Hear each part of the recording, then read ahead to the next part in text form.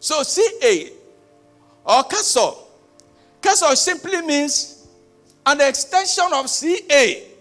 You know CA, those of you who have been in this church for a long time, CA is an evangelistic arm, vibrant, strong, very powerful, evangelical arm of the church. Those who know CA is still crying over the death of that department. So he said, okay, we have CA in the local church. You take CA to campus. And God told him the reason why he's sending him to start CA on campus. Number one, so that our children that left school and left their home and the church for school, higher institution, do not derail in the faith because of the negative pressures that characterize campus life. Number two, so that these children will remain loyal to the church of their parents even after graduation. Number three, so that they will win souls for Christ, even among their fellow students and the staff. That was what God told him in Monrovia, Liberia, 18th March 1971, by 8:40 p.m. That is the genesis of CASOR.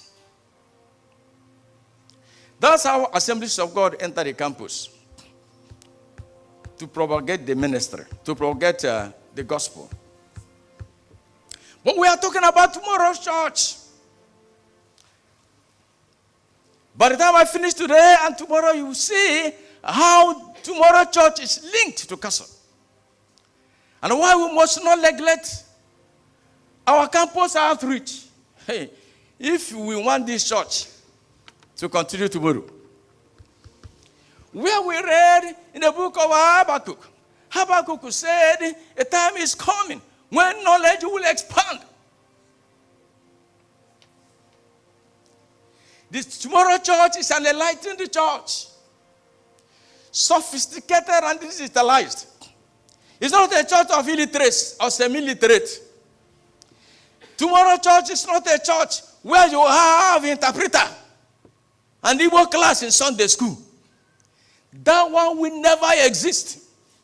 So by tomorrow, Dr. Ogan was talking about that the song our children is singing now. We don't know it. And when they started singing, we are looking at them like, look. Time is coming when most of the things we are doing now will be obsolete. Most of the things we are doing now will be obsolete. And then whom are we handing this ministry to?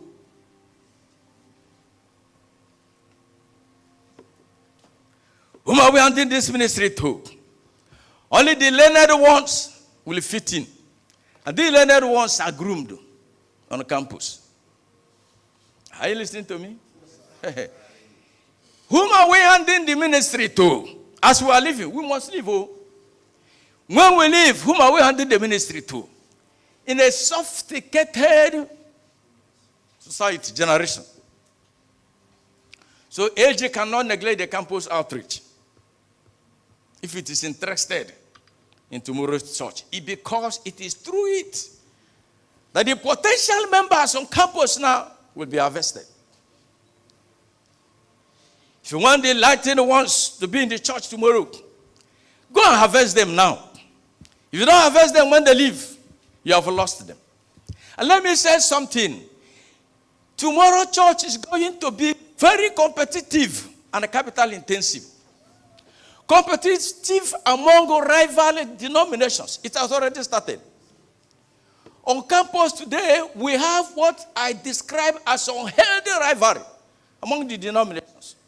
There is intense struggle, and this struggle is not over the souls of unbelievers.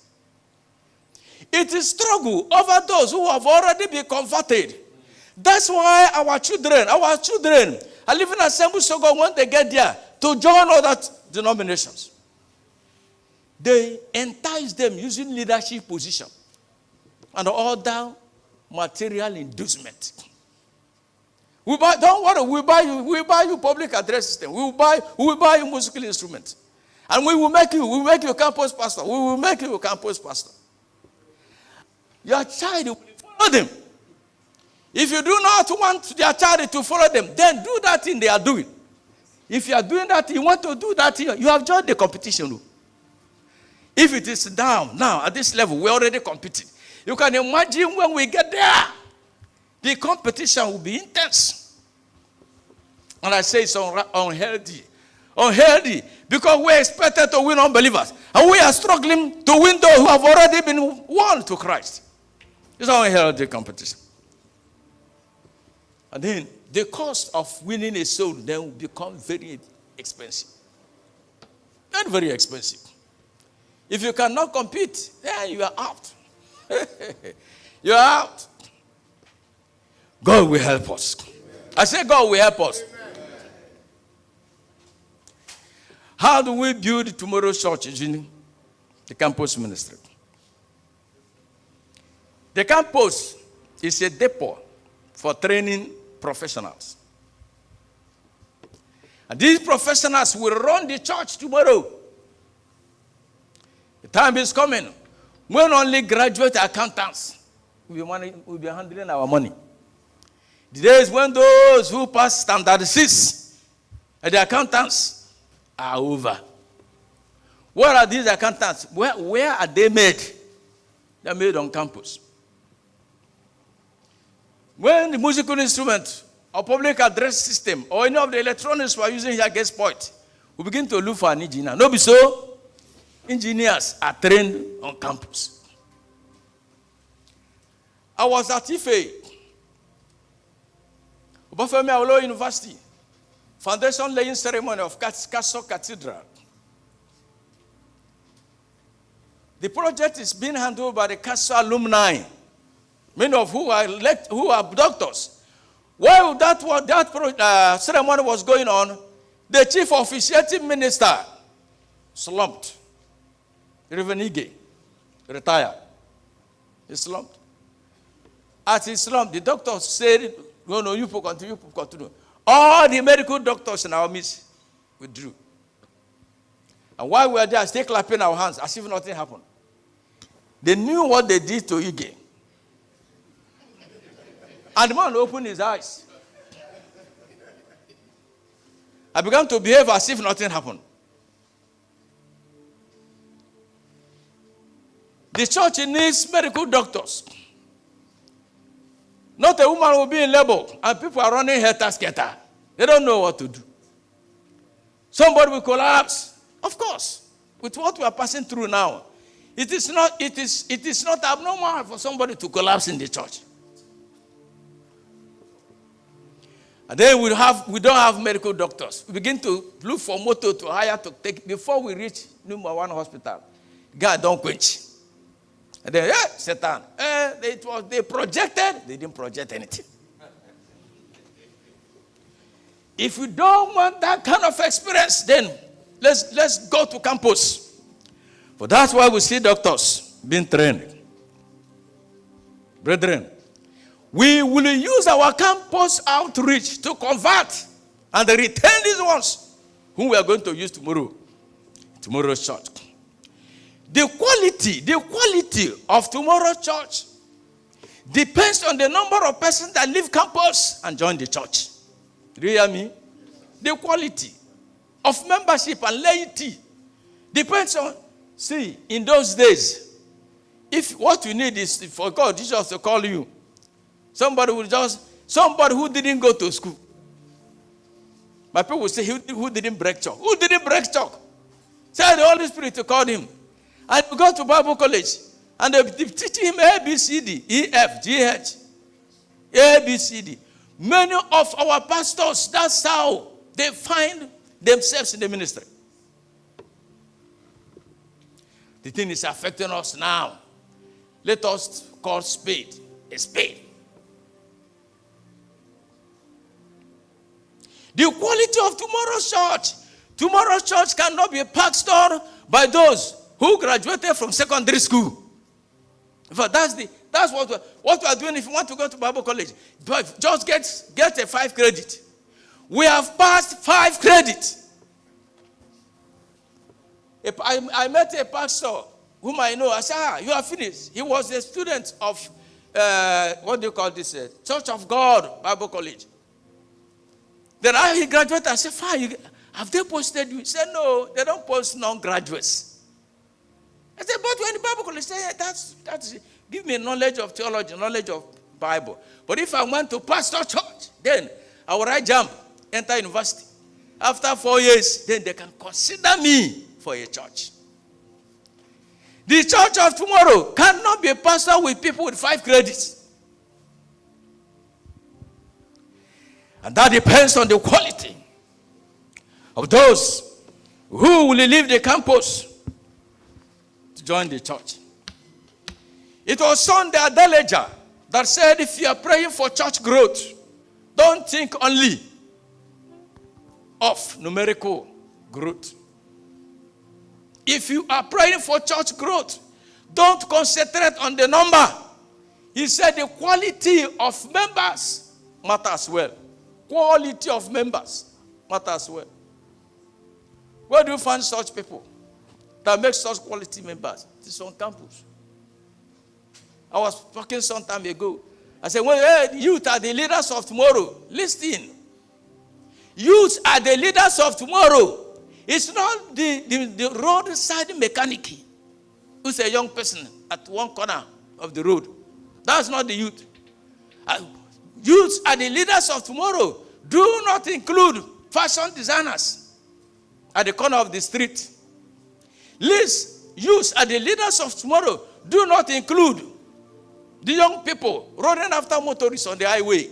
These ones will never lead you tomorrow until their social and academic status change. You won't like that.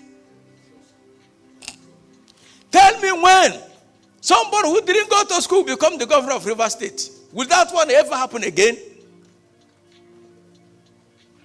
Tell me when somebody who didn't go to school will become the local government chairman of Obiabo. So when we're talking about the leaders of tomorrow, do not look for it elsewhere. You will find them on campus. It is on campus lawyers are made. On campus engineers are made. On campus doctors are made. On campus captains of industry are made. On campus technocrats are made. On campus even politicians. These are the real leaders of tomorrow. If you have a church, they are not there. I pity that kind of church. That church will not last long if it is the church of tomorrow. Sunday Adeleja said when he planted his church in Ukraine, when he goes for evangelism, people will be making mockery of him, calling him black monkey. But today, before the Ukraine crisis, local government chairmen became his members. Ministers of state became his members. Tell me him, or tell me how you as a local government chairman will be watching a small boy calling you a pastor. Black monkey. Those people who were formerly making mockery of him, they joined the church and began to bow down. He's my pastor. He's my pastor. No longer black monkey. Black monkey now is my pastor. We will never neglect the campus outreach. For there we find the real leaders of tomorrow. Any church that is predominantly made up of this class of citizens, that church is sure of tomorrow. It is standing on a sure footing. A church who does not have these people is a poor church.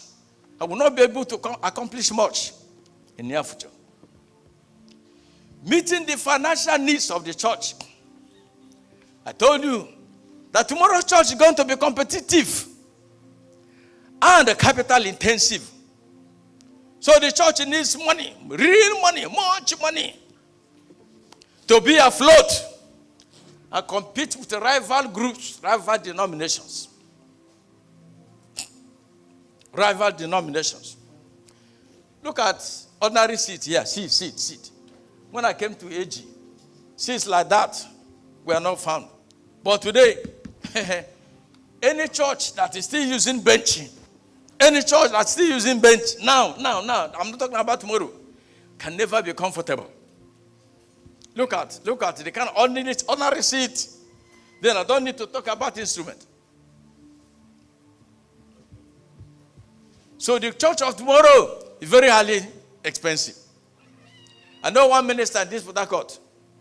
He will carry a luxurious box, put them at the university gate, and children are entering there. Children are entering there, including your own. They are entering there. And you want them to come all the way from Uniport to come and worship at a covenant house. It's not possible. You have to provide your own luxurious box. If you begin to provide your own, have you not entered the competition?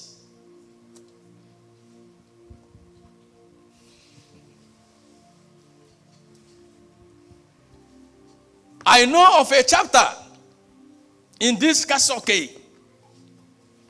where a senior friend started church and promised to give salary to the CASOR ESCO members so that they will be bringing their people every Sunday. He will pay the ESCO member salary. Paying ESCO member salary.